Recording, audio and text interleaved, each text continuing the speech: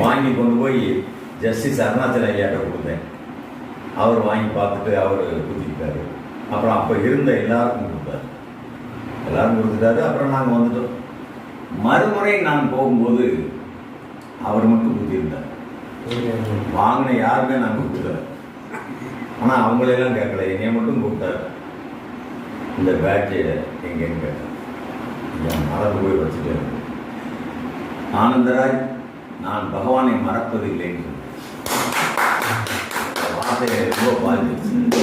அப்போ அவரிலிருந்து இதை எடுத்து அவர் என்ன சொல்றாருன்னா, இது நான் பகவானுடைய பக்தன் என்று காட்டுவதற்காக இல்லை. இது பகவானுடைய ஆசீர்வாதத்தை, நீங்கள் சென்ற இடங்கள் எல்லாம் அவருடைய ஆசீர்வாதம் போகும், அதனால இது கண்டிப்பாக இருக்க வேண்டும். அதுபோல இவர்கள் இதை அணிந்திருந்தார்கள் என்றால் நிச்சயமாக பகவானுடைய அருளாசி எல்லாருக்கும். அதை ஒரு துணின்னு நம்ம நினைக்க வேண்டியது, ஒரு பிளாஸ்டிக் பொருள் என்று நம்ம நினைக்க வேண்டியது. எல்லாருமே நிறைஞ்சிருக்கு. நிறைந்திருந்தாலும் கூட அந்த நேரடியான ஆசீர்வாதம்.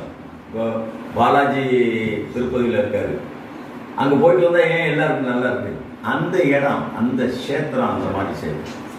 அதுபோல் இவருடைய நெஞ்சிலெல்லாம் பகவான் நிறைந்திருக்கிறார். அளப்பரிய நம்மகிட்டலாம் இல்லாதது ஆபத்தை இருக்கு. அவ்வளோ அருமையான பாடல். நேற்று ஒரு வீட்டில் பாடினாரு, பாலகுமாரன் எழுதிய பாடல் இன்னமும் என் காதில் ஒழிச்சுக்கிட்டே இருக்கு. அவ்வளோ கம்பீரம். அவர்கிட்ட இருந்த அதே கம்பீரத்தை இவர்கிட்ட பார்த்தேன். அதுபோல பொன் காமராஜ் சுவாமிகளுடைய அந்த அவ்வளவு ஒரு, அதை என்ன சொல்ல முடியும், அவருடைய அந்த நாம உச்சாரணம்னு சொல்றாங்கல்ல, நாமத்தை அவர் சொல்வது என்னுடைய இருதயத்தை பிளந்து கொண்டு உள்ள போகும். நான் அதை உணர்ந்திருக்கிறேன். இவர் அந்த ரிங் டோன்லையும் வச்சிருக்காரு. அதில்தான் நம்ம பார்க்க முடியும். அதே மாதிரி இவருடைய அந்த குரல் அவருடைய குரலாக சில ஒலிப்பதை நான் பார்க்கிறேன்.